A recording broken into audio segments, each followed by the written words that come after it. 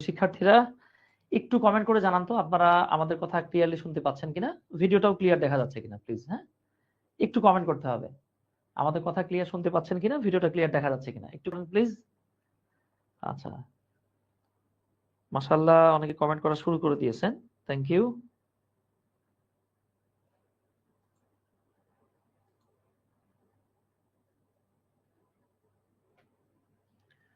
ওয়ালাইকুম আসসালাম, জি ভাইয়া ক্লিয়ার। আচ্ছা আচ্ছা, ধন্যবাদ ধন্যবাদ। আচ্ছা, তো আপনাদের সাথে মাশাআল্লাহ খুব পুরোদমে ক্লাস চলতেছে।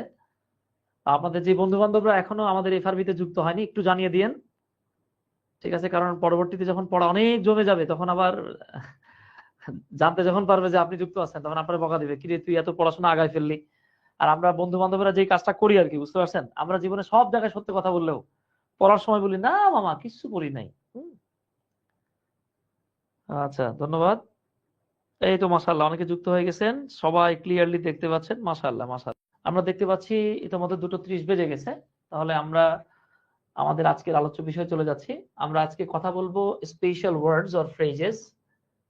হ্যাঁ, স্পেশাল ওয়ার্ড অর ফ্রেজেস এই বিষয়টা নিয়ে কথা বলবো সাইড বাই সাইড আমাদের আজকের আলোচনার সাথে। আরেকটা বিষয় যেটা থাকবে, হ্যাঁ, সেটা হলো আর্টিকেলস। হ্যাঁ, তো আসেন আমরা চলে যাচ্ছি স্পেশাল ওয়ার্ডস অর ফ্রেজেস। এখানে একটা বিষয় মাথায় রাখবেন, আপনি যখন use of special phrases and words এর যে ক্লাসটা করবেন, এইটার মাধ্যমে আপনার কমপ্লিটিং সেন্টেন্সেরও অনেকটা কভার হয়ে যাবে।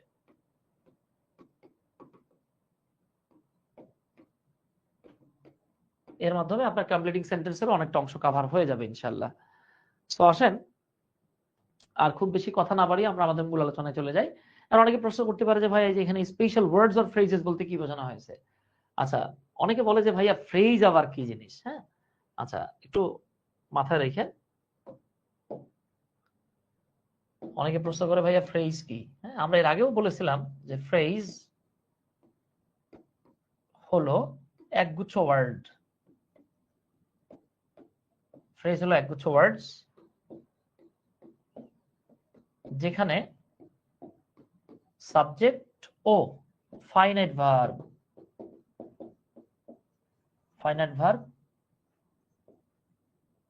একসাথে থাকে না। আচ্ছা, যখন আপনি দেখবেন যে একগুচ্ছ ওয়ার্ড আছে, সেই গুচ্ছ ওয়ার্ডটাতে একসাথে সাবজেক্ট আর ভার্ব নেই, তখন আপনি সেই গুচ্ছটাকে ফ্রেজ বলে ফেলবেন। বলতে পারেন আমাদের আজকের যে দুটো টপিক, এই দুটো টপিক হচ্ছে গিয়ে আপনাদের পুরো ইন্টারমিডিয়েটের সব চাইতে সহজ সরল আর কি টপিক এবং নিরীহ টপিক, এবং এখানে আপনি একবারে 10-এ 10 পাবেন ইনশাল্লাহ, মানে 5-5 করে 10-এ 10 পাবেন। আচ্ছা, তাহলে আসেন আমরা শুরু করি। তো প্রথমে আমরা যেই ফ্রেজটা দেখব এটা হলো সো দ্যাট।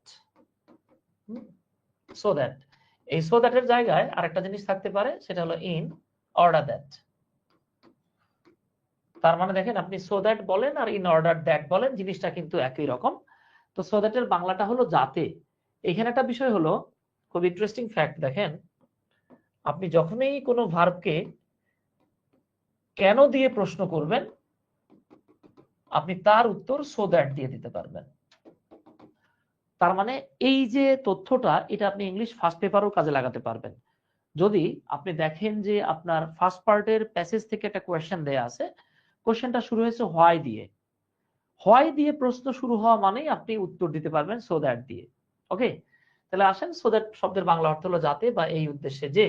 সাধারণত যেটা ঘটে, হ্যাঁ, আমি এখানে সাধারণত লিখেছি। সাধারণত কেন লিখেছি? সাধারণত মানে হচ্ছে অ্যাজ ইউজুয়াল, এটা হয় বেসিকলি এইরকম হয়, বাট এইটা একদম স্বতঃসিদ্ধ এইরকমই হবে, এর বাইরে যাওয়া যাবে না, তা না কিন্তু। তো দেখেন আপনি যদি সো দ্যাটের সামনের অংশে প্রেজেন্ট টেন্স পান, এখন মাথায় প্রশ্ন আসতে পারে ভাইয়া প্রেজেন্ট টেন্স আবার কোনটা? প্রেজেন্ট তো 4টা tense, present indefinite, continuous, perfect and perfect continuous. এইখানে প্রেজেন্টের কোনটা? প্রেজেন্টের যে কোনো একটা টেন্স হইতে পারে, ঠিক আছে? হলে আপনি পরের অংশে লিখতে পারবেন সাবজেক্ট, তারপরে ক্যান অথবা মে, এরপরে আমরা জানি মডেলের পরে ভার্বের বেস ফর্ম হয়। আর যদি সামনের অংশটা পাস্ট টেন্স হয়, পাস্ট টেন্স মিন্স এটা পাস্ট ইনডিফিনিট হতে পারে, কন্টিনিউয়াস হতে পারে, পারফেক্ট হতে পারে, যা খুশি তাই হোক। পরে আমরা কি করব, জাস্ট এই যে ক্যানডারে কুড বানাই দিব, মেটারে মাইট বানাই দিব, বাট ভি1 কিন্তু ভি2 হবে না। কেন হবে না? কজ আমরা জানি মডাল, সেমি মডাল এগুলোর পরে ভার্বের নাম্বার 1 ফর্ম বা বেস ফর্ম বসে।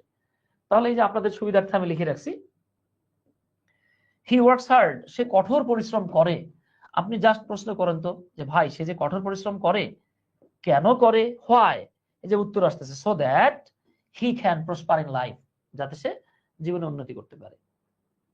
আবার দেখেন এইটাই যখন পাস্ট টেন্সে চলে আসছে, দেখেন এটা কিন্তু প্রেজেন্ট টেন্সে ছিল, প্রেজেন্ট টেন্সে ছিল, এটাই যখন পাস্ট টেন্সে চলে আসছে হি ওয়ার্কড হার্ড, সে কঠোর পরিশ্রম করেছিল, এই যে পাস্ট টেন্সে আসছে, আপনি প্রশ্ন করেন কেন করেছিল, সো দ্যাট, যাতে he could prosper in life, যাতে সে জীবনে উন্নতি করতে পারতো।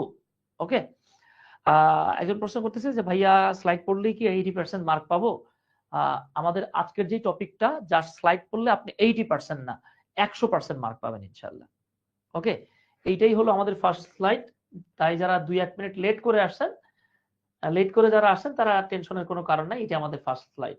তাহলে আমরা যেটা বললাম আরেকবার বলি, সো দ্যাট বা ইন অর্ডার দ্যাট, এখানে কিন্তু ইন অর্ডার দ্যাটও থাকতে পারে।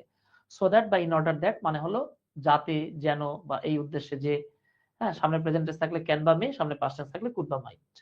তাহলে এটার কাজ শেষ। এইবার সো দ্যাট এর নেগেটিভ ফর্মে চলে আসছি আমরা।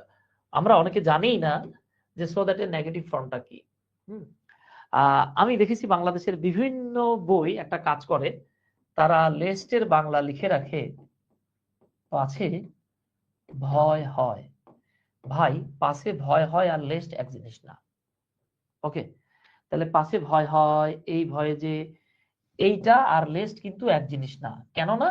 কারণ লেস্ট শব্দটাই হলো একটা নেগেটিভ ওয়ার্ড। এখন আপনি বলেন তো নেগেটিভ ওয়ার্ডে একটা না থাকতে হবে কিনা বাবা? হ্যাঁ, নেগেটিভ ওয়ার্ড হলে সেখানে একটা না থাকতে হয়। এখন না ছাড়াই যদি আপনি নেগেটিভ বানান তাহলে কেমনে হবে? হবে না তো।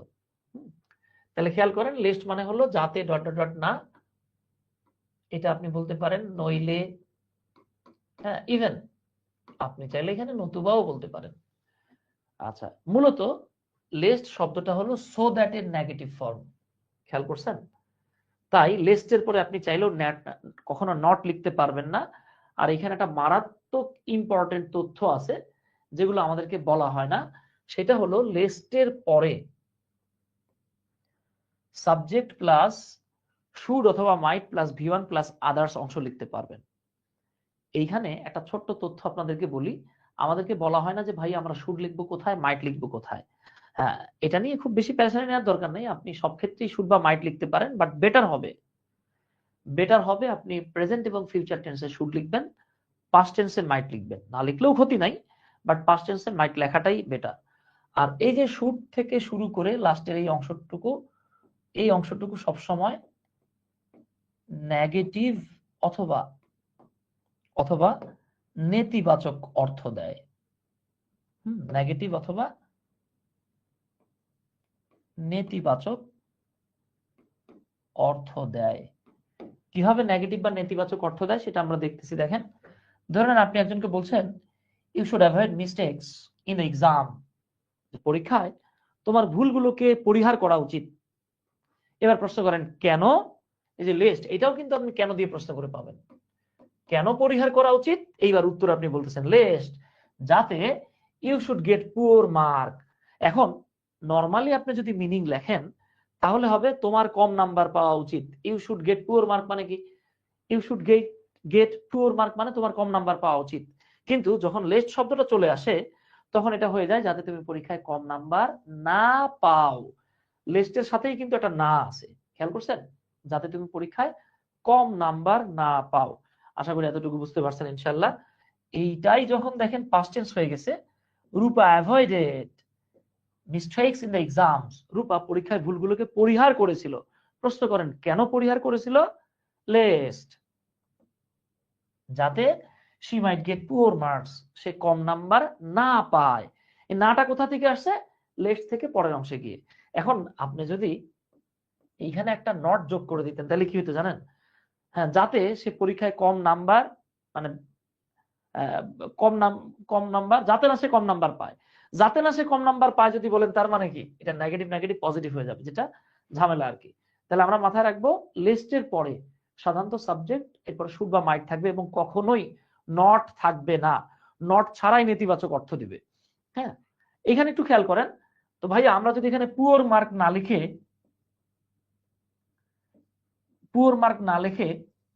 গুড মার্কস লিখতাম তাহলে কি হতো? একটু কমেন্ট করেন তো। আমরা এখানে পুয়ার মার্কস না লিখে যদি গুড মার্কস লিখতাম তাহলে কি হতো নাকি ভুল হতো? একটু কমেন্ট করেন।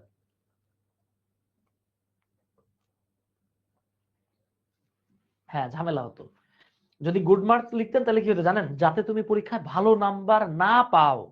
এখন আপনি কি ভালো নাম্বার না পাও বলবেন নাকি ভালো নাম্বার যাতে পাও এটা বলবেন? এই জন্য সবসময় নেগেটিভ লিখতে হবে আপনাকে। এই নেগেটিভ বলতে নট বুঝায় নাই, কিন্তু মানে মিনিং এর দিক থেকে নেগেটিভ। আচ্ছা, এরপর আসতেছে উড ইউ মাইন্ড। আমরা কিছু ফ্রেজ দেখে নেই। হ্যাঁ, আমরা কিছু ফ্রেজ দেখে নেই, তারপরে মূল আলোচনায় চলে যাবো ইনশাল্লাহ। হ্যাঁ, আচ্ছা, তাহলে একটু খেয়াল করেন তো। সাধারণত ভদ্রতার সাথে আমরা যখন কাউকে কোনো কিছু অনুরোধ করি তখন আমরা উড ইউ মাইন্ড ব্যবহার করি। আমরা ধরে নেন আমার হাতে একটা ব্যাগ আছে বা আপনার হাতে একটা ব্যাগ আছে, আপনার সাথে একজন মানুষ আছে, ব্যাগটা আপনার তুলতে কষ্ট হচ্ছে, তখন আপনি বলেন ভাইয়া আমার ব্যাগটা একটু ধরবেন প্লিজ। এই যে আমরা অনেক সময় বলি না? অথবা আপনি একটু ভদ্রতাসুলভ ভাবে কাউকে একটা রিকোয়েস্ট করছেন, হ্যাঁ, ডু ইট না বলে আপনি একটু ভদ্রতাসুলভ ভদ্র আচরণ বজায় রাখতে চাইলে উড ইউ মাইন্ড দিয়ে, আচ্ছা, এই ধরনের মানে এক্সপ্রেশন ব্যবহার করবেন। আর মাথায় রাখবেন উড ইউ মাইন্ড, মাইন্ডের পরে ভার্ব থাকলে আইএনজি যোগ হয়। আমি আপনাদেরকে এই টেকনিকটা এইভাবে শিখিয়েছিলাম যে শুরু করা, শেষ করা, পছন্দ করা, অপছন্দ করা। তাহলে মাইন্ড করি আমরা কখন? অপছন্দ করলে। এরপরে যখন একটা ভার্ব থাকে আইএনজি যোগ হয়। এই যে দেখেন, would you mind closing the window, দয়া করে জানালাটা বন্ধ করবে কি? ওকে, আচ্ছা, এইবার আসেন অ্যাজ দো অ্যাজ ইফ। আমরা বিভিন্ন বইয়ে দেখতে পাই অ্যাজ দো অ্যাজ ইফ এটাকে যেন বলা হয়, শুধু যেন কিন্তু এটা না, এটা হলো এমন যেন। আমরা অনেক সময় বলি একটা কিন্তু বুঝাই আরেকটা। ঠিক আছে, আপনার এক বন্ধু খুব কটর কটর পটর পটর করতেছে, তখন আপনি বললেন বেটা এমন ভাব নেস যেন দুনিয়ার সবকিছুই তুই জানোস। আসলে ওরে কি বোঝালেন? যে বেটা তুই কিছুই জানোস না, তুই কিছুই বুঝিস না। আপনি হুম আপনি যখন বলবেন একটা কিন্তু বোঝাবেন ঠিক তার 180 ডিগ্রি উল্টোটা, তখন আপনাকে ব্যবহার করতে হবে as though or as if. ঠিক আছে, সাধারণত আমরা অ্যাজ দো অ্যাজ ইফ দ্বারা কাউকে কটাক্ষ করতে বা তির্যক মন্তব্য করতে, মানে আপনি বলছেন একটা বুঝাইছেন আরেকটা, এরকম বলার জন্য ব্যবহার করেন। অ্যাজ দো অ্যাজ ইফ দ্বারা যা বলা হয় সাধারণত তার বিপরীত বোঝানো হয়। যেমন আপনি বললেন সুমন স্যার এমন ভাব নিচ্ছে যেন সে শাহরুখ খান, আসলে বুঝলেন দূর মিয়া আপনি তো হিরো আলম, কথার কথা আর কি। ঠিক আছে, আচ্ছা, তাহলে এবার একটু চলে আসি। আচ্ছা, আমাদেরকে একটা ধারণা দেয়া হয়, আমাকে বলেন দেখি আপনারা এই ধারণাটা রং নাকি রাইট? অ্যাজ ইফ অথবা অ্যাজ দোর পর ব্র্যাকেটে বি থাকলে কি লিখতে হয় দেখি, কে বলতে পারবেন? অ্যাজ দো অ্যাজ ইফ এর পরে ব্র্যাকেটে বি থাকলে কি লিখতে হয়? কে বলতে পারবেন দেখি, একটু কমেন্ট করেন তো।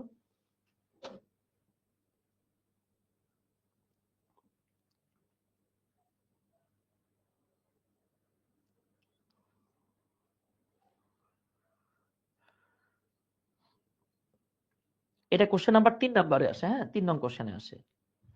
আচ্ছা দেখেন, এই যে অনেকে কমেন্ট করতেছেন, মাশাআল্লাহ। আচ্ছা দেখেন, এইখানে একটা ঝামেলা হচ্ছে কি, এখানে একটা ঝামেলা হচ্ছে, অনেকে বলে কি as though R as if এর পরে ব্র্যাকেটে বি থাকলেই ওয়ার লিখতে হয়। এটা খুব ভয়ঙ্কর একটা আংশিক ভুল তথ্য। কেন আংশিক ভুল তথ্য? কারণ অ্যাজ দো অ্যাজ ইফ এর পরে বি থাকলে আপনি এখানে ওয়ারও লিখতে পারবেন, আবার হ্যাড বিনও লিখতে পারবেন। ইভেন আপনার রাইট ফর্মস অফ ভার্বে এই জায়গা থেকে কোয়েশ্চেন আসতে পারে। ঠিক আছে, আচ্ছা তাহলে একটু খেয়াল করেন। অ্যাজ দো অ্যাজ ইফ এর ক্ষেত্রে স্ট্রাকচারটা আমি এখানে লিখে রাখছি, দেখেন। যদি আপনি এরকম দেখেন, অ্যাজ দো অ্যাজ ইফ এর সামনে প্রেজেন্ট টেন্স আছে, প্রেজেন্ট টেন্স মানে প্রেজেন্টের যে কোনো টেন্স হতে পারে, পরের অংশে আপনাকে লিখতে হবে পাস্ট ইনডেফিনিট। হ্যাঁ, অথবা সামনে প্রেজেন্ট টেন্স থেকে অ্যাজ দো অ্যাজ ইফ এর পরে আপনি subject plus verb plus object লিখতে পারবেন, অথবা subject plus were plus complement লিখতে পারবেন। এখন অনেকে প্রশ্ন করে যে ভাইয়া অবজেক্ট আর কমপ্লিমেন্ট কি? এটা আমি কয়েকদিন আগে আপনাদেরকে দেখিয়ে দিয়েছি, তারপর একটু বলি। এই অবজেক্টের বাংলা হলো কর্ম, আর কমপ্লিমেন্টের বাংলা হলো পরিপূরক। পরিপূরক, অনেকে অবশ্য পরিপূরক অংশও বলে। আচ্ছা দেখেন, আমরা বলেছিলাম যে আপনি যদি একটা বাক্য ভাবে লেখেন, আই টেক টি, আমি চা খাই, আপনি কি বলবেন এই বাক্যে আমি আর চা একই জিনিস? কখনোই এক হবে না। যখন ভার্বের আগেরটা পরেরটা আলাদা হয়, যখন ভার্বের আগের এবং পরের অংশ আলাদা হয়, তখন আগের অংশ সাবজেক্ট আর পরের অংশকে অবজেক্ট বলা হয়। কিন্তু যদি আপনি বলেন আই অ্যাম অথবা আই লুক সিক, আমাকে অসুস্থ দেখায়, এই বাক্যটাতে একটু খেয়াল করেন তো। এই বাক্যে আমি হলো সাবজেক্ট, লুকস হচ্ছে ভার্ব, আর সিক হলো কমপ্লিমেন্ট। প্রশ্ন হচ্ছে এটা কেন কমপ্লিমেন্ট?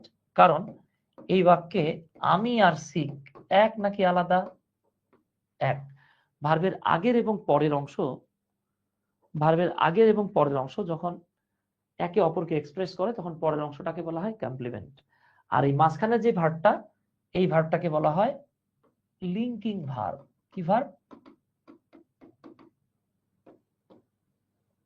Linking verb. ঠিক আছে? আচ্ছা, এই তো মাশাআল্লাহ। তো যেটা বলতেছিলাম, সামনের অংশে প্রেজেন্ট টেন্স থাকলে আপনি এখানে যেমন subject plus V two plus object লিখতে পারছেন, তা না লিখে subject plus were plus complement লিখতে পারবেন। আপনাদের জন্য এক্সাম্পল গুলো এখানে লেখা আছে, দেখেন। শি প্রিটেন্ডস, এই যে দেখেন প্রেজেন্ট টেন্সে আছে। প্রিটেন্ড মানে হলো ভান করা। সে এমন ভান করে অ্যাজ ইফ, যেন she knew everything of the world, সে এমন ভান করে যেন দুনিয়া সবকিছু সে জানে। ওকে, আচ্ছা, আবার আপনি এইটাই she pretends, এই যে দেখেন এখানেও সামনে প্রেজেন্ট টেন্স আছে। এখন আপনি কি বলবেন she মানে এভরিথিং? না, এখানে বলছে সে সবকিছু জানে, তাহলে এটা সাবজেক্ট, এটা ভার্ব, এটা হলো অবজেক্ট। কিন্তু আপনি যখন বলেন সে এমন ভান করে যেন she were senior to me, একজন আপনার সাথে এমন ভাব নিচ্ছে যেন সেই আপনার সিনিয়র, কিন্তু আসলে সে আপনার সিনিয়র না, আপনি তার সিনিয়র। আমরা সব বলি না বেটা এমন ভাব নিস যেন আমার চেয়ে বেশি জানিস। আসলে আপনি কি বুঝলেন? তুই বেটা জানোস তো কম, কিন্তু কথা তো বলো বেশি, এরকম টাইপের আর কি। তাহলে এখানে একটু খেয়াল করেন, সে এমন ভান করে যেন she were senior to me, যেন সে আমার সিনিয়র। তাহলে দেখেন সে আমার সিনিয়র, এই আমার সিনিয়র মানে সে মানে আমার সিনিয়র। তাহলে এটা হয়ে গেছে কমপ্লিমেন্ট, এটা সাবজেক্ট। এর নাম কি? এলভি। আবার লাভ ইউ বলেন না, মানে হলো গিয়ে লিঙ্কিং ভার্ব। এইবার আসেন, যদি সামনের অংশটা পাস্ট টেন্স আছে, সেক্ষেত্রে আপনাকে পরে লিখতে হবে আহা আহা আহা আহা। এটা একটু টাইপিং মিস্টেক হয়ে গেছে। তাহলে এই অংশটাতে আপনাকে লিখতে হবে পাস্ট পারফেক্ট। হ্যাঁ, তাহলে আপনি এখানে লিখবেন past perfect, subject plus had plus V3 plus others. অন্যদিকে এটা এমনও হইতে পারে যদি সামনে পাস্ট টেন্স থাকে, হ্যাঁ, এক্ষেত্রে আপনি অ্যাজ দ্য অ্যাজ ইফ এর পরে সাবজেক্ট প্লাস, এখানে আর ওয়ার লেখা যাচ্ছে না, কিন্তু খেয়াল করেন এইটাও কিন্তু বি ভার্ব। দেখেন ওয়ার যেমন বি ভার্ব, হ্যাড বিনটাও বি ভার্ব। তাই যারা বোকার মতো বলে অ্যাজ দ্য অ্যাজ ইফ এর পরে ব্র্যাকেটে বি থাকলে ওয়ার লিখতে হয়, এদের জন্য আমরা দোয়া করব, কারণ সামনে পাস্ট টেন্স থাকলে আপনি ওয়ার লিখতে পারবেন না, লিখতে হবে হ্যাড বিন। ঠিক আছে? আচ্ছা, তাহলে আসেন এবার আমরা যদি পাস্ট টেন্সে চলে যাই, শি প্রিটেন্ডেড, সে এমন ভান করলো as if she had known everything of the world, যেন সে দুনিয়ার সবকিছু জানে। আবার এটাই বলতে পারেন, দেখেন she pretended, সে এমন ভান করলো as if, এই যে দেখেন এখানে ব্র্যাকেটে যদি বি থাকতো, আপনি কি এখানে ওয়ার লিখতে পারতেন? পারতেন না, had been হবে। দেখেন এটা কিন্তু কমপ্লিটিং সেন্টেন্সের কাজে লাগবে। she had been senior to me, সে আমার সাথে এমন ভান করলো যেন সে আমার সিনিয়র। আচ্ছা, এবার 5 নাম্বার বাক্যটা খেয়াল করেন, she was looking at me with red eyes, সে আমার দিকে রেড আইজে তাকিয়েছিল। এখন রেড আইজ মানে কি চোখে লিপস্টিক লাগায় তাকাইছে? আশকারা না মাস্কারা বলে সেটা দিয়ে তাকাইছে? নো, সে আমাকে এমন ভাবে চোখ রাঙাচ্ছিল as if, যেন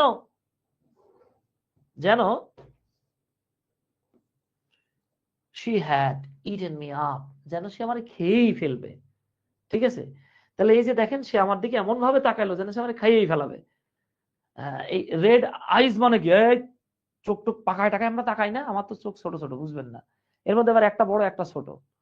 হ্যাঁ, আবার চোখ আবার টেরা, বুঝছেন? এই যে ইদানিং আমার বউ কয় আমারে, তুমি আমার দিকে তাকাওই না।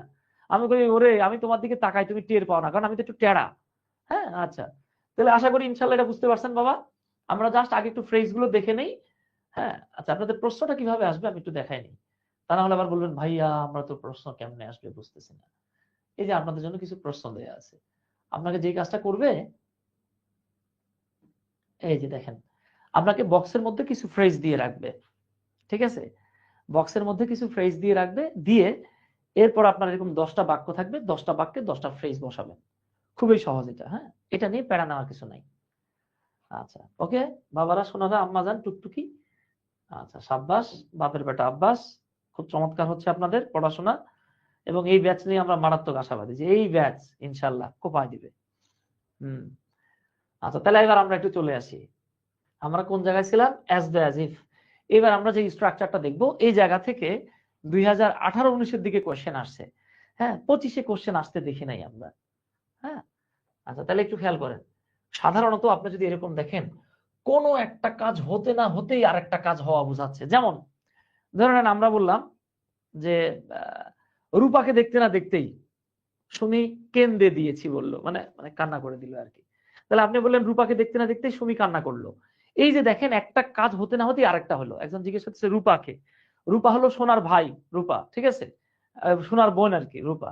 রূপাকে, রূপাটা নাম আর কি। আমি যদি রহিম লিখতাম বলতেন রহিম আবার কিটা, করিম কিটা, এটা নামও বলতে দেন আর কি। মানুষ সব তো হুড়পড়ি, তাই না আপনারা? আর জিন। তাহলে খেয়াল করেন, একটা কাজ হইতে না হইতে, যেমন ধরেন আমরা বললাম যে রানার কথা শুনতে না শুনতেই রূপা কান্না করে দিল। আবার আমরা বলতে পারি রূপা কান্না করতে না করতেই রানা তারে আইসক্রিম কিনে দিল।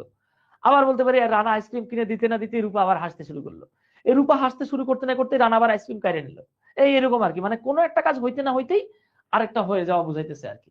তাহলে খেয়াল করেন, কোন একটা কাজ হতে না হতে যদি আরেকটা হওয়া বোঝায়, অথবা একটা ঘটনা ঘটতে না ঘটতে যদি আরেকটা ঘটনা ঘটা বোঝায়, সেক্ষেত্রে আমরা এই 4টা স্ট্রাকচার ব্যবহার করতে পারি। 1, no sooner had. 2, hardly had. 3, scarcely had. হ্যাঁ, এই যে 3টা স্ট্রাকচার, এগুলো হচ্ছে নেগেটিভ। এটা নেগেটিভ, এটা নেগেটিভ, এটা নেগেটিভ। আর 4 নাম্বারটা, এটা হলো অ্যাফার্মেটিভ। এখানে আপনি অ্যাজ সুন অ্যাজ লিখতে পারবেন। মজার ব্যাপার হচ্ছে, অ্যাজ সুন অ্যাজ এর ক্ষেত্রে যদি সামনে V2 থাকে তাহলে পেছনে V2 দিবেন, যদি সামনে V1 থাকে পেছনে V1 হবে। অর্থাৎ অ্যাজ সুন অ্যাজ এর ক্ষেত্রে যেটা হয়, অ্যাজ সুন অ্যাজ এর ক্ষেত্রে যেটা হয়, সামনের অংশ প্রেজেন্ট টেন্স, পরের অংশ প্রেজেন্ট টেন্স, সামনের অংশ পাস্ট টেন্স, পেছনের অংশের পাস্ট টেন্স। ওকে। হ্যাঁ, এই যে একজন বলতেছে যে ডাক্তার আসতে না আসতে রোগী মরে গেল। হ্যাঁ, আপনি বলতে পারেন ডাক্তার আসতে না আসতে রোগী মরে গেল। এখন আপনি এভাবে বলতে পারেন যে মোবাইলের এমবি শেষ হতে না হতেই সে ঘুমিয়ে গেল। হ্যাঁ, বা সে কান্না করে দিল, এরকম আর কি। তাহলে আমরা পারবো ইনশাল্লাহ। তো যেটা বলতেছি দেখেন, no sooner had, scarcely had, hardly had, এর স্ট্রাকচারটা দেখেন। আপনাদের মনে আছে, বাক্যের প্রথমে নেগেটিভ ওয়ার্ড থাকলে সাবজেক্টের আগে অক্সিলারি চলে আসে। যে হ্যাড আগে আসছে, হ্যাড আগে আসছে, হ্যাড আগে আসছে। কেন আসছে? এগুলো কিন্তু ইন্টারোগেটিভ না, তারপরে আসছে। কেন আসছে? কারণ নেগেটিভ ওয়ার্ড দিয়ে বাক্য শুরু হলে, নেগেটিভ ওয়ার্ড দিয়ে বাক্য শুরু হলে সাবজেক্টের আগে অক্সিলারি ভার্ব আসে। হ্যাঁ, এখানে দেখেন, no sooner had, hardly had, scarcely had থাকলে 3টা ক্ষেত্রেই পাস্ট পারফেক্ট টেন্স। আর শুধু নো সুনার হ্যাড এর ক্ষেত্রে দেন বা বিফোর বসে, হার্ডলি এবং স্কার্সলি হ্যাড এর ক্ষেত্রে ওয়েন বসে, ওয়েন। হ্যাঁ, আর এর ক্ষেত্রে কিচ্ছু বসে না, শুধু একটা কমা বসে। ওকে। আচ্ছা, এইবার আমরা একটা এক্সাম্পল দেখি। যেমন আপনি যদি বলেন চোরটি পুলিশটিকে দেখতে না দেখতেই পালিয়ে গেল, তাহলে দেখিটা চোর, পুলিশ নো। আচ্ছা, তো আমি আপনাদের জন্য এখানে লিখে রাখছি, নো সুনার হ্যাড এ বার্গলার। এই বার্গলার মানে হচ্ছে পুলিশ। হ্যাঁ, সরি, বার্গলার মানে হচ্ছে চোর। চোর, বার্গলার মানে চোর। কেমন চোর? সিধেল চোর। সিধেল চোর বোঝেন?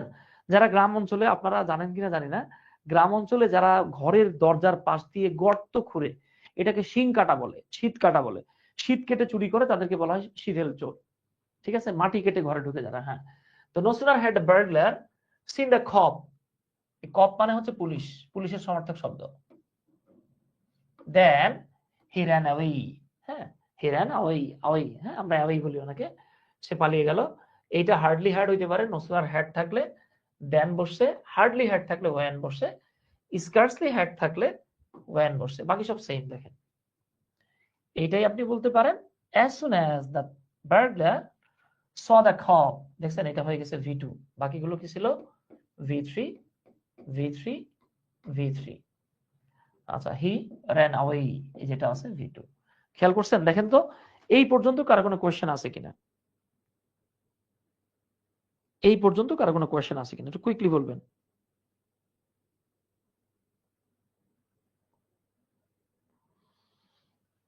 একটু কুইকলি কোয়েশ্চেন করেন। আচ্ছা, ঠিক আছে। ওহো, আমি এখানে একটা ছোট্ট বানান ভুল করে ফেলছি। বার্গলার বানানে ER না, এটা হবে AR। হ্যাঁ, AR, টাইপিং মিস্টেক হয়ে গেছে, এক্সট্রিমলি সরি। বার্গলার, AR হবে। হ্যাঁ, আচ্ছা, আশা করি ধরে ফেলছেন। আবার বলেন না শাহিন ধরে ফেল। হ্যাঁ, পড়াটাকে ধরে ফেলতে হবে। আচ্ছা, একজন বলে, আচ্ছা আচ্ছা, ধন্যবাদ, এই তো গুড, সাব্বাস। 4 নাম্বারটাতে প্রেজেন্ট টেন্সে থাকতে পারতো, as soon as the burglar sees the cop, যখনই পুলিশকে দেখে he runs away, সে তখনই পালিয়ে যায়। ঠিক আছে, আচ্ছা, এইবার আসেন, it is time, it is high time, আমরা এটা বলে ফেলছি। হ্যাঁ, এটা আমরা রাইট ফর্মস অফ ভার্বের গ্যাপেও আপনাদের সাথে বলেছিলাম যে সাধারণত কোন একটা কাজ করার সময় শেষ হয়ে গেছে, কোন একটা কাজ করার সময় শেষ হয়ে গেছে বা শেষ হয়ে যাচ্ছে, এখন যদি কাজটা না করেন কখনোই করতে পারবেন না, এরকম বোঝালে আমরা কি ব্যবহার করি? It's time, it's high time. Okay, আচ্ছা, এক্ষেত্রে স্ট্রাকচারটা মনে আছে তো? ইট ইজ টাইম বা হাই টাইমের পরে যদি সাবজেক্ট থাকে তাহলে হবে V2, আর সাবজেক্ট না থাকলে ইনফিনিটিভ। কেমনে? এই যে খুব সহজ, it is high time we worked hard, আমাদের কঠোর পরিশ্রম করার এখনই সময়। এই যে দেখেন, জাস্ট একটা সাবজেক্ট থাকায় আপনি V2 পেয়েছেন, আর এখানে it is high time to work hard, subject না থাকায় ইনফিনিটিভ। ওকে, এই যে আমাদের একজন অলরেডি একটা বাক্য লিখছে, it is high time to prepare yourself for HSC। হ্যাঁ, টু প্রিপেয়ার্ড লিখছেন কেন? টু এর পর তো ভার্বের বেস ফর্ম হবে। আচ্ছা, এইবার আসেন লেট অ্যালোন। লেট অ্যালোন মানে বুঝছেন, কোনো কিছু সাপেক্ষে কোনো কিছু তো দূরের কথা। যেমন ধরে নেন এই যে আমাদের রুদ্র দে আর সাকিব আল হাসান, হাসনাত, তামিম, সুমাইয়া, আর ওই যে পারু না কি যেন নাম দেখলাম। হ্যাঁ, ধরে নেন ওনাদেরকে আমি বলতে চাই, শোনেন গত পরশু আমার বার্থডে গেছে, আমার একটা গাড়ি কিনে দিলেন না কেন আপনারা? বা ধরে নেন আমি বললাম যে শোনেন আগামী পরশু আমার বার্থডে, আপনারা এক কাজ করেন, আমার একটা টয়টা গিফট করেন। হ্যাঁ, তখন আপনারা বলতেছেন মিয়া, টয়টা তো দূরের কথা, আপনারা আমরা একটা 5টা দামের কলমও কিনে দিতে পারবো না। ঠিক আছে, এরকম আর কি। ধরে নেন এই যে আমরা তারেকরে বললাম যে তারেক ভাই, আপনি আমাদেরকে আজকে ক্লাস শেষে ভর পেটে নাস্তা করাবেন। উনি তখন বললো, ভাই ভর পেটে নাস্তা করানো তো দূরের কথা, আপনাকে একটা 2 টাকার চকলেটও কিনে দিতে পারবো না। এরকম। বা আপনি আপনার এক বন্ধুরে বললেন, কিরে তুই কি ফিজিক্স শেষ করছিস? ও বললো, ভাই ফিজিক্স শেষ করা তো দূরের কথা, বইটা খুলেও দেখি নাই। এই যে কোনো কিছুর সাপেক্ষে কোনো কিছুর কথা তো ভাবাই যায় না, এরকম বোঝাইলে আমরা লেট অ্যালোন ব্যবহার করি। যেমন দেখেন, I am unable to buy a pen, আমি একটা কলমই কিনতে পারি না, লেট অ্যালোন আর ল্যাম্বরগিনি। ল্যাম্বরগিনি খুব দামি একটা কার, হ্যাঁ, ব্র্যান্ড। দেখেন বলতেছে আমি একটা কলমই কিনতে পারি না, আর ল্যাম্বরগিনি কিনা তো দূরের কথা রে ভাই। He is unable to talk to her, একটা লোকের কথা বলা আছে, একটা ছেলের কথা, যে এই ছেলে ওই মেয়ের সাথে কথাই বলতে পারে না, লেট অ্যালোন প্রপোজ, প্রস্তাব দিবে, এই তো দূরের কথা। ঠিক আছে, আচ্ছা যাক, ফেরারি লেখছেন, খালি রোলস রয়েস লেখেন নাই। ঠিক আছে, আচ্ছা আচ্ছা, থ্যাংক ইউ। এবার আসেন হোয়াট ইফ, মানে আগে থেকে আপনি বলতেছেন যে ভাই এই কাজটা করলে কেমন হবে। বা ধরেন আপনি বের হইতেছেন, বলতেছেন ভাই রাস্তায় যদি আমাদের গাড়ির চাকা পাংচার হয়ে যায় তাহলে কি হবে, কেমন হবে? হ্যাঁ, এই যে সাধারণত কি হবে, কেমন হবে, অথবা কেমন হতো, এরকম বোঝাতে আমরা হোয়াট ইফ শব্দটাকে ব্যবহার করি। ঠিক আছে, যেমন what if she slaps you after the proposal, ভাই তুমি ওনার প্রস্তাব দেওয়ার সাথে সাথে তোমার কানে নিচে যদি কইসা দুটো থাপ্পড় দেয় কেমন হবে, এই এরকম আর কি। What if he Mrs the classes, যদি ক্লাসগুলো সে মিস করে ফেলে তাহলে কি হবে বা কেমন হবে। ঠিক আছে, এরকম বুঝালে আমরা হোয়াট ইফ ব্যবহার করি, খুব সহজ জিনিস। আচ্ছা, আরেকটা হচ্ছে হোয়াটস ইট লুক লাইক, আর what does it look like. এর মানে হচ্ছে কোনো কিছু দেখতে কেমন, কোনো কিছুকে কেমন দেখায়, কোনো কিছু করতে কেমন লাগে, এরকম। হ্যাঁ, তাহলে দেখেন, কোনো কাজ করতে কেমন লাগে, কোনো কিছুকে কেমন দেখায়, কোনো কিছু আসলে কেমন, এরকম বোঝালে আমরা হোয়াটস ইট লুক আর what does it look like এই ফ্রেজটা ব্যবহার করি। মাথায় রাখবেন, লাইকের পরে যখন আরেকটা ভার্ব থাকে তখন আইএনজি যোগ করতে হয়। আর স্যার আমি আপনাদেরকে এভাবেও বলেছিলাম, যে একজন বলতেছে স্যার 2টা গ্যাপ থাকলে আমি এটা ব্যবহার করি। বাবা 2টা গ্যাপ থাকলে ব্যবহার করেন, অনেক সময় দেখবেন এইটাই 2 ভাবে দেয়া আছে, একবার লেখা আছে হোয়াটস ইট লাইক, আবার আরেকবার লেখা আছে what does it look like, 2 ভাবেই থাকতে পারে। এটা ইজিলি বুঝতে পারবো আমরা। এই যে দেখেন, what does the national memorial look like, জাতীয় স্মৃতিসৌধটা কেমন দেখায়। What does it feel like walking through the forest, বনের ভিতর দিয়ে বা বনের ভিতর দিয়ে হাঁটতে কেমন লাগে। আচ্ছা, ধন্যবাদ। এইবার আসেন বাট ফর। আবার বলেন না ভাই বাট ফর নাকি বাট পার, এটা বাট পার না। দেখেন এই বাট ফর মানে হচ্ছে without someone or without something. এই কথাটা আপনি ক্যামব্রিজ অনলাইন ডিকশনারিতে গেলেই পেয়ে যাবেন। ক্যামব্রিজ অনলাইন ডিকশনারিতে গেলেই পেয়ে যাবেন। এই যে দেখেন বাট ফর ইউর হেল্প, তোমার সাহায্য ছাড়া I couldn't do the task, আমি এই কাজটা করতে পারতাম না। আচ্ছা, তারপর দেখেন বাট ফর ইউ, তুমি না থাকলে I would be completely alone in the world, এই পৃথিবীতে আমি একা হয়ে যেতাম, পুরো একা হয়ে যেতাম। কি রোমান্টিক কথা, হ্যাঁ। আচ্ছা, এই লাইনটা কিন্তু ক্যামব্রিজ ডিকশনারি থেকে নেয়া, এই লাইনটা ক্যামব্রিজ ডিকশনারি থেকে নেয়া। হ্যাঁ, আমি ডিকশনারি লিখছি, আবার বললেন না ডিসকো নারী লিখছেন স্যার। হ্যাঁ, ডিকশনারি। আচ্ছা,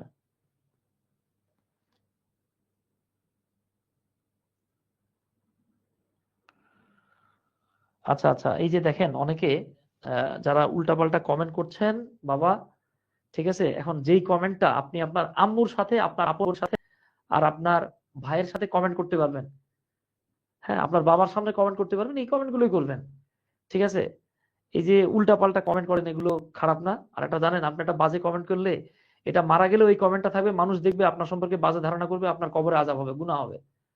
বুঝতে পারছেন? আপনি একটা বন্ধুর সাথে একটা ভালো জিনিস শেয়ার করছেন, আজীবন এটার সওয়াব পাইবেন। বন্ধুর সাথে একটা খারাপ জিনিস শেয়ার করছেন, মইরা গেছেন, হ্যাঁ, সে যতবারই বাজে জিনিস দেখবে আপনি ততবার আপনার গুনাহ হবে। বুঝতে পারছেন তো? আচ্ছা রেখেন কিন্তু এই বিষয়গুলো বাবা, ঠিক আছে। আমি তো আসলে চিরস্থায়ী না, চিরস্থায়ী না। আচ্ছা, আমরা আজকে যেটা দেখতেছি এটা হলো সাধারণত কোশ্চেন নাম্বার 3-এ আসে। কোশ্চেন নাম্বার 3-এ আসে আপনাদের স্পেশাল ফ্রেজ আর স্পেশাল ওয়ার্ড, বা special use of phrases, special use of words, এগুলো কোশ্চেন নাম্বার 3-এ থাকে। এইটাই আবার এখানে আসলে আপনাকে জাস্ট উপরে তথ্য দেয়া থাকে, আর 4 নম্বরে গিয়ে রাইট ফর্মস অফ ভার্ব দেয়া থাকে, সরি 4 নম্বরে গিয়ে কমপ্লিটিং সেন্টেন্স দেয়া থাকে, যেখানে যেখানে জাস্ট গ্যাপ দিবে, আপনাকে নিজে থেকে লিখতে হবে, ঠিক আছে। আচ্ছা আসেন আমরা তাহলে পরেরটায় চলে যাই। এইবার আমরা কিছু সেমি মডাল অক্সিলারি ভার্ব দেখব। সেমি মডাল মানে আধা মডাল, ঠিক আছে। তো আসেন আমরা এগুলোকে একটু দেখে নেই, মনোযোগ সহকারে দেখেন। সাধারণত বইগুলো এই বিষয়গুলোকে ওইভাবে ব্যাখ্যা করে না, হ্যাঁ। আচ্ছা, আমরা এখানে বি টু লিখছি, বি কোনগুলো? Am, is, are, was, were, এগুলোর সাথে টু থাকবে। সাধারণত বর্তমান কাল বা অতীত কালের বাধ্যবাধকতা বোঝালে আমরা am to is to are to, was to are to ব্যবহার করি। তো খেয়াল করেন, এই am to is to are to বাংলা হলো তে হয়, এবং মাথায় রাখবেন এটা একবার না, বারবার কোনো কিছু করতে হয়। যেমন আপনি বললেন মুসলমানদেরকে দিনে 5 বার নামাজ পড়তে হয়, একবার করলে হবে? হবে না। এরপরে বললেন যে আমাদেরকে পৃথিবীতে বেঁচে থাকতে গেলে অক্সিজেন গ্রহণ করতে হয়। তাহলে কোনো কাজ যেটা বারবার করতে হয় এমন বোঝালে আমরা am to is to are to ব্যবহার করব। যেমন I have to take a cup of tea every morning, আমাকে প্রতিদিন সকালে 1 কাপ চা খেতে হয়, হ্যাঁ। এখন ধরে নেন অনেক মানুষ আছে, যেমন আমরা নিজেরাই, আমাদের ছোটবেলায় 1 কাপ চা ঘুম থেকে উঠে না খাইলে সারাদিন মাথা ঘুরতো, এখন এটা হয় না। তার মানে কি চা খেতে আমি বাধ্য। আবার দেখেন ওয়াজ টু ওয়ার টু, কাউকে কোনো কিছু করতে হতো, একবার না, বারবার, বারবার। যেমন আপনি বললেন তার সাথে 5 বছর কাজ করেছি আমি, একজন বলতেছে হ্যাবিচুয়াল না। দেখেন ভাই, একটা বিষয় হচ্ছে কেউ কোনো কিছু করে, আর একটা জিনিস হচ্ছে কাউকে কোনো কিছু করতে হয়, দুইটা কিন্তু এক না। যেমন আমি বললাম যে আমি প্রতিদিন সকালে 1 কাপ চা খাই, এটা আমার অভ্যাস। কিন্তু আমি যদি বলি আমাকে প্রতিদিন সকালে 1 কাপ চা খেতেই হয়, হ্যাঁ, এটা অভ্যাস না, আমাকে বাধ্য হইতে হচ্ছে, হ্যাঁ, forced, I am forced to do that. Okay, এই যে দেখেন he was to take bath in the river nearby as there was no river, as there was no tubewell in his house, যেহেতু তার বাসায় কোনো নলকূপ ছিল না তাই তাকে প্রতিদিন নদীতে গোসল করতে হতো। এই যে দেখেন উনি গোসল করতো এরকম না, করতে হতো। কেন করতে হতো? কারণ ওর বাসায় তো টিউবওয়েল ছিল না, করবে কি বেচারা, ঠিক আছে। আচ্ছা, আশা করি বুঝতে পারছেন ইনশাল্লাহ। আচ্ছা ডান। এইবার দেখেন আমরা am to is to are to দেখলাম, এবার দেখতেছি আমরা হ্যাভ টু হ্যাজ টু। হ্যাঁ, এই যে দেখেন হ্যাভ টু হ্যাজ টু মানে হচ্ছে তে হবে, তে হবে, আপনি এখনো করেন নাই, এটা বর্তমানও বোঝায়, আবার এটা ভবিষ্যৎও বোঝায়। যেমন আপনি বললেন আমাকে আজকে ঢাকা যেতে হবে, তোমাকে আমার কাছে আসতে হবে, আমাকে তার কথা শুনতে হবে, মানে কি এখনো শুনে নাই, তাকে শুনতে হবে, ঠিক আছে। আচ্ছা, মাথায় রাখবেন। আরেকটা হচ্ছে হ্যাড টু, কাউকে কোনো কিছু করতে হয়েছিল। হ্যাঁ, এটা অতীত। দেখেন, আমরা am to as is to are to ব্যবহার করছি বারবার কোনো কিছু করতে হয় এরকম বোঝাতে, বার বার। আর have to has to ব্যবহার করি আমরা সাধারণত, এই যে আমি এখানে সাধারণত লিখে দিলাম, সাধারণত কোনো কিছু একবার করতে হবে। যেমন আপনি বলতেছেন মাই ফ্লাইট ইজ at 11 AM, আমার ফ্লাইট হচ্ছে সকাল 11টায়, ইটস অলরেডি 9:30, ইতিমধ্যে 9:30 বেজে গেছে। আই হ্যাভ টু স্টার্ট, এই স্টার্ট শব্দের বাংলা অর্থ হচ্ছে রওনা দেয়া, যাত্রা শুরু করা। নাও, আমাকে এখনই রওনা দিতে হবে। আমার কি সারা জীবন যেতে হবে? না, ঠিক আছে। এরপরে দেখেন you have to come to me, তোমাকে আমার কাছে আসতেই হবে, বা তোকে আমার কাছে আসতেই হবে, এরকম বোঝালে আপনাকে হ্যাভ টু ব্যবহার করতে হবে। ওকে, এরপর আসতেছে দেখেন, এটা খুব গুরুত্বপূর্ণ, had better, had rather, would rather. Had better, had rather, would rather. হ্যাঁ, কেউ কেউ উড বেটারও ব্যবহার করে, দরকার নাই সেটা। হ্যাঁ, তো দেখেন এটা খুব গুরুত্বপূর্ণ, কিন্তু এখান থেকে প্রশ্ন থাকবে, মিস হবে না। কোনো কিছু করার চেয়ে না করাই ভালো। যেমন আপনি বললেন যে ভাই আজকে আমার এইখানে বসে থাকার চেয়ে চলে যাওয়াই ভালো, অথবা কোনো কিছু না করার চেয়ে করাই ভালো, মানে কোনো যে কোনো একটা, করার চেয়ে না করা ভালো বা না করার চেয়ে করাই ভালো, এরকম যখন আপনি বোঝাতে চাইবেন তখন আপনি had better, had rather, would rather ব্যবহার করতে পারবেন। বাংলাদেশি বইগুলো আমাদেরকে শেখাচ্ছে যে উড রাদারের পরে দেন বসে। খেয়াল করেন, কিন্তু বাংলাদেশি বইগুলো আমাদেরকে শেখাচ্ছে উড রাদারের পরে দেন বসে, কিন্তু আপনি নেটিভদের অনেক বইয়ে দেখবেন তারা হ্যাড বেটারের পরেও দেন লিখতেছে, হ্যাড রাদারের পরেও দেন লিখতেছে। বাট যেহেতু আমাদের বাংলাদেশে প্রচলিত এটা নিয়ম, অনেক সময় প্রচলিত একটা ভুলকেও রুল হিসেবে আমাদের ধরতে হয়, বুঝতে পারছেন তো? সো আমরা ধরেই নিলাম যে উড রাদার এবং হ্যাড বেটার দুটাই যদি কোনো জায়গায় থাকে তাহলে আপনি দেখবেন দেন আছে কিনা। আপনি তাহলে কারো কোনো কিছু বরং করাই ভালো, করাই উচিত, করাই শ্রেয়, এরকম বোঝালে had better, had rather, would rather ব্যবহার করবেন। দেখেন বাংলাদেশি বইগুলো আমাদেরকে শেখাচ্ছে উড রাদারের পরে দেন বসে। কথাটা আসলে না, দেন নাও থাকতে পারে, বাট আমাদেরকে শেখানো হয়েছে। ওকে, আচ্ছা, তাহলে খেয়াল করেন, ধরেন আপনি বললেন I have been waiting here for her for about 2 hours, আমি তার জন্য 2 ঘন্টা যাবত এখানে অপেক্ষা করছি। ধরেন তিনি আমার বলে গেছে তুমি বসো, আমি আসতেছি।